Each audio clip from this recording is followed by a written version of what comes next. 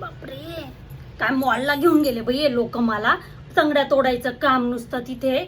मग काय तर गेलो आम्ही गाडीने. असं 2 तळमजले खाली ते गाडी पार्क करावी लागली. खाली खाली खाली आणि गाडीमधून उतरली. सगळे पाईप सगळीकडे. म्हटलं बाई असा कसा मॉल आहे.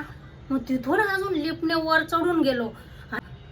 एंट्री करायच्या ठिकाणी तिथे अशी एअरपोर्ट सारखी चेकिंग होत होती बाई. मी अशी घाबरली. पटकन माझ्या मंगळसूत्रामधली पिन काढून तिथे डस्टबिन मध्ये टाकून दिली मी. म्हटलं बाई मला बाहेर आडून बिडून न घे, त्या पायपांमध्येच मला बसून राहावं लागेल. मग अशी चेकिंग बिकिंग करून पाठवलं त्यांनी. मध्ये जाऊन बघते तर काय बाई या चमचम झगमग झगमग नुसतं लाइटिंग त्या मॉल मध्ये. म्हटलं बापरे, लाइटिंग एवढं मोठं झुंबर टांगलेलं मध्ये असा मध्यभागी. म्हटलं बाई हे दुकानदार तर त्यांच्या दुकानाचं भाडं देत असतील आणि लाईट बिल भरत असतील. एवढं मोठं झुंबर आणि एवढी मोठी लाइटिंग, कोण लाईट बिल भरत असेल म्हटलं बाई याचं. पाहून तर मी चकितच राहून गेली बाई. बघितलं कुठून सुरू करू ते समजायचं नाही नुसतं मला. मग या पोरांच्या मागे मागे मागे मुलीच्या जावायच्या मी चालत होती तिथे. मग तिथे अशा त्याच्या चालणाऱ्या अशा पायऱ्या होत्या बाई. माझी पोरगी म्हणे ती अशी पिवळी पट्टी तिच्यावर पाय नको ठेवू. काम करून आपलं शरीर एकदम तरळ आहे. कशाची पिवळी पट्टी काय, टुन्न करून पायरीवर उडी मारली आणि वर चढले, टुन्न करून उडी मारून सरळ चालायला लागली. बापरे, काय बाई ते दुकानं, काहीतरीच वेड्यासारखी दुकानं तिथे. एवढा मोठा मॉल. म्हटलं बाई 1 दिवसात फिरून होईल की नाही. नुसते कपड्यांचे दुकानं, नुसते कपड्यांचेच दुकानं दिसत होते बाई तिथे. कपडे आणि ते चपला आणि त्याचे मेकअपचे. म्हटलं बाई आणि तिथे सगळे असे हे लावलेले बॅनर, साले साले साले. म्हटलं बाई काय ग हे. म्हणे अगं आई ते सेल आहे म्हणे, साले नाही. म्हटलं काय एवढं मोठं मॉलवाले यांची इंग्रजी पण ठीक नाही. सेलला साले लिहितात आणि म्हणे 50% पर्यंत सूट आहे म्हणे. जाऊन मध्ये कपडे बघितले मी, हे असे झिल्लर कपडे आणि 50% सूट नंतर पण ते 4-4, 5-5 हजाराचे. म्हटलं बाई एक धुण्यामध्ये तर पोतार होऊन जाईल त्यांचं. हे तर 50%च्या 50% पण नाही म्हटलं याची किंमत खरी तर. पण लोकांना काय शहरातल्या.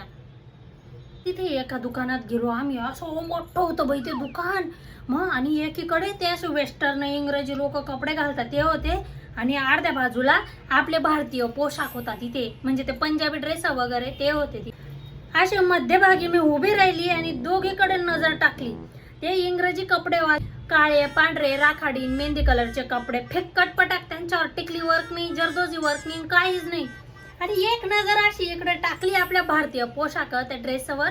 बघितलं हे मस्त असे रंगबिरंगी टिकली वर्क, जरदोजी वर्क आणि धागा वर्क. आणि ते इतकं भारी दिसत होतं डोळ्यांना. असं मध्ये उभं राहून मी बरोबर दोघीकडे बघितलं. दोघी डोळ्यांनी भारतीयवाला मला भारी वाटलं बाई एकदम. पोरीला म्हटलं इथे उभी राहा तर ग, बघ कोणतं भारी वाटतंय आता, बघ तुझ्या डोळ्यानेच बघ तू. ते सगळे फिक्कट पटाक झिल्लर पटाक कपडे मरतुकडे. आणि हे बघ आपले कसा असा उत्साह जिवंतपणा वाटतं म्हटलं आपल्या कपड्यांमध्ये. हे सांगून उपयोग असतो का पण आजकालच्या पोरांना. म्हटलं काय गेली की तिकडे वेस्टर्न मध्येच घुसली. त्या दुकानातून बाहेर निघालो. म्हटलं आता खालच्या मजल्यावर उतरायचंय. तिथे दुकानातून बाहेर निघालं तर वर चढायच्या आणि वरून खाली उतरायच्या पायऱ्या आणि खाली उतरायच्या पायऱ्या. हे एवढं फिरून मग ती खालीच्या दुकानावर होतो. वर यायचं होतं तर दुकानाच्या बाहेर निघालो तर तिथून खाली उतरण्याच्या पायऱ्या होत्या आणि वर चढण्याच्या पायऱ्या. हे एवढं फिरून म्हटलं बाई काय तमाशा आहे हा. नुसतं तंगड्या तोडायचं काम होतं ग बाई. इकडे तिकडे इकडे तिकडे. आणि तिथे मी बघितलं बरं का सगळ्या बाया एकदम मॉडर्न कपडे घालून लिपस्टिक वगैरे लावून टेप टॉप आलेल्या होत्या एकदम. पण सगळ्याच तशा, कोणीच त्यांच्याकडे बघे ना. त्या बायका इतक्या टेप टॉप आलेल्या आणि सगळे लोक माझ्याकडे बघायचे. म्हटलं बाई काय आहे असं. कारण मीच कशी एकदम डिफरंट दिसत होते. तिथे गजरा बिजरा लावून आपलीच मस्त साडी बिडी नेसून माझ्यासारखं कोणीच नव्हतं तिथे. मग सगळे लोक नुसतं माझ्याचकडे बघायचे. म्हटलं बाई काय आहे असं. त्या मॉडर्न पोरींकडे बघा लिपस्टिक वगैरे लावून आले त्या काय माझ्याकडे बघताय. नुसतं कस तरी होत होतं ग बाई मला. आणि नुसतं बाया नुसतं या दुकानातून निघून त्या दुकानात घुसायच्या, त्या दुकानातून घुसून त्या दुकानात निघायच्या. म्हटलं बाई काही या खरेदी वगैरे करताय की नाही. आणि काय काय लोक तर नुसते सेल्फ्या काढत होते तिथे त्या झुंबर जवळ. तिकडे तिकडे बागून पुढून वरून खालून याच्यासोबत त्याच्यासोबत. म्हटलं बाई काय हे मॉलवाल्याला काय परवडत असेल बाई. लोक तर इथे येऊन नुसते एसीची हवा खाताय, मजा करताय, सेल्फ्या काढताय नुसते. बाथरूम होते का मग त्या बायकांनी सारखेच एकदम टिपटॉप आणि पॉश बाथरूम पण. म्हटलं बाई काय.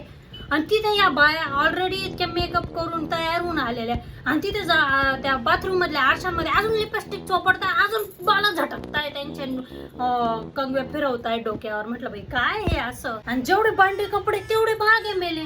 म्हटलं ही काय गोष्ट झाली बाई. हा. आणि हे लोक नुसतं या दुकानात ऑफर आहे का, त्या दुकानात काय ऑफर आहे का, असं सगळं बघत होते. माझ्या कामाचं तर काहीच नव्हतं बाई तिथे. एवढ्या तंगड्या तोडल्या त्या मॉलमध्ये, इकडे फिर तिकडे फिर, वर खाली इकडे तिकडे.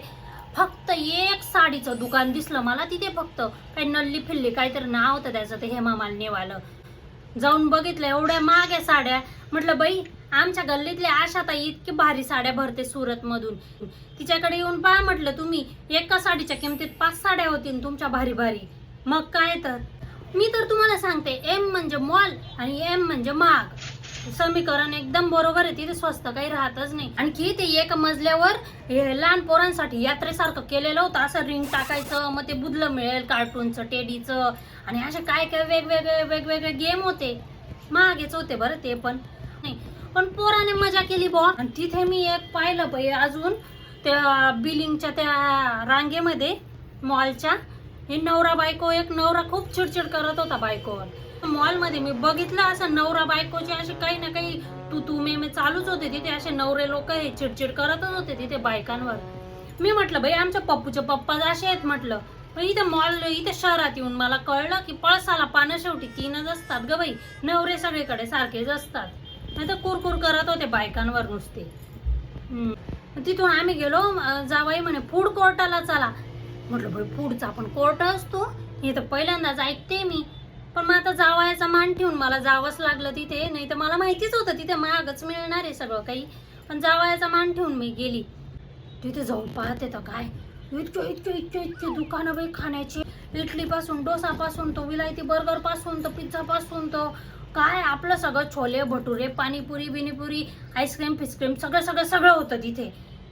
पण बसायला टेबल नेमके थोडेसेच. हा टेबल पकडू का तो टेबल पकडू का, सगळीकडे फुल होतं बाई. एक जेमतेम टेबल त्या बाईच्या मागे मी उभी राहिली. 2 जण होते नवरा बायको, त्यांच्या मागे मी उभी राहिली. ते उठले पटकन तिथे बसलो. 2 लोकांचा टेबल आणि आम्ही 4 लोक होते. मग तुझं आमचे जावाई गेले तिथे जेवण घ्यायला, ऑर्डर करायला.